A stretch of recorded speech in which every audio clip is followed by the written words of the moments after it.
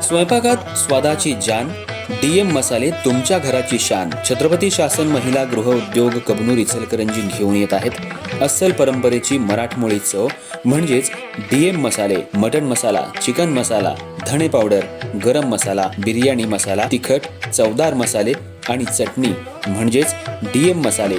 तर आजच आपल्या जेवणाची रंगत वाढवण्यासाठी केमिकल विरहित डीएम मसाले, गृहिणींच्या मनातले मसाले आणि चटणी अवश्य वापरा. डीएम मसाले महिला बचत गटाद्वारे करणारे स्वच्छ माफक दरामध्ये म्हणजेच डीएम मसाले. संपर्क दिव्याताई मगदूम, मोबाईल 91 30 80 22 55.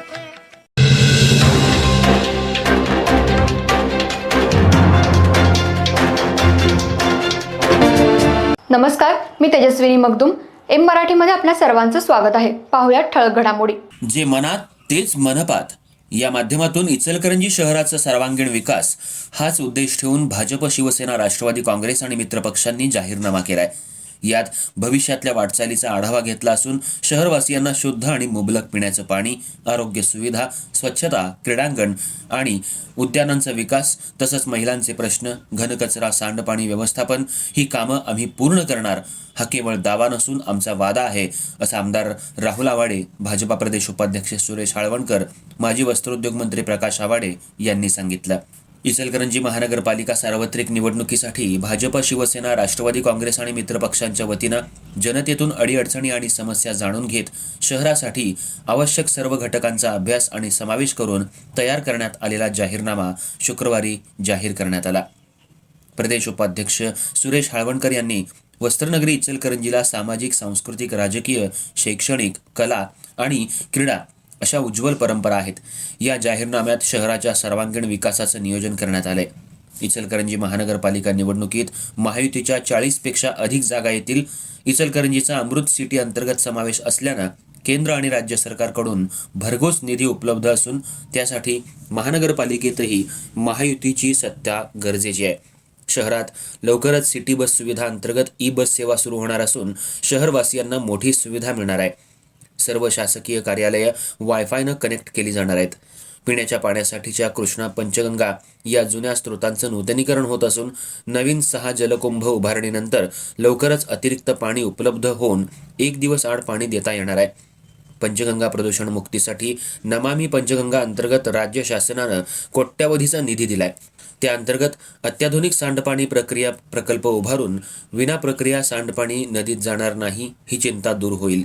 पर्यटनाच्या दृष्टिकोनातून पंचगंगा नदी घाटाचंही सुशोभीकरण होणार असून श्रीमंत ना. घोरपडे नाट्यगृह, रवींद्रनाथ टागोर वाचनालयाचं नूतनीकरण, ओपन स्पेसमध्ये उद्यानं विकसित होण्यासह झोपडपट्टीवासियांचं आहे त्याच ठिकाणी प्रधानमंत्री आवास योजनेतून पुनर्वसन होणार आहे.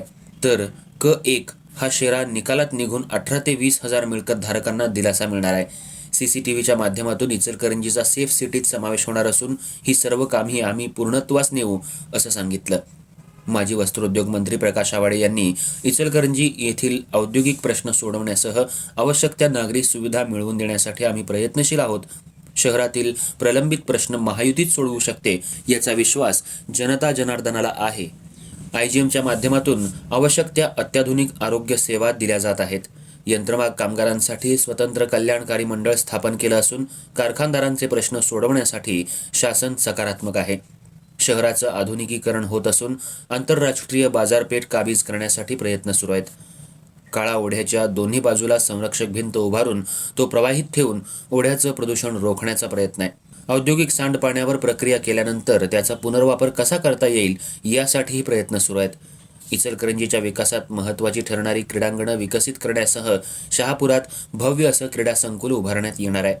महापालिका शाळांची सुधारणा करून त्यांचं रुपडं पालटून पटसंख्या पुन्हा पूर्वीप्रमाणे वाढवण्यासाठी योजना आहेत.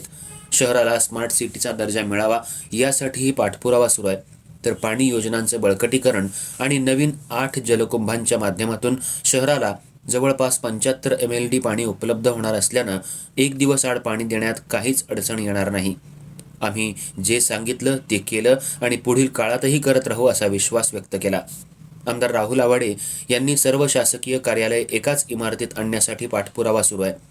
महानगरपालिकेच्या जीएसटी संदर्भातील आवश्यक ती पूर्तता करण्याचं काम सुरू असून प्रलंबित जीएसटी परतावा सुद्धा लवकरच मिळणार असल्याचं सांगितलं. यावेळी प्रदेश संघटन मंत्री मकरंद देशपांडे, जिल्हाध्यक्ष राजवर्धन नाईक निंबाळकर, जिल्हा चिटणीस शेखर शहा, शहर पश्चिम मंडल अध्यक्ष शशिकांत मोहिते, राजू भाकरे, उमाकांत दाभाळे उपस्थित होते.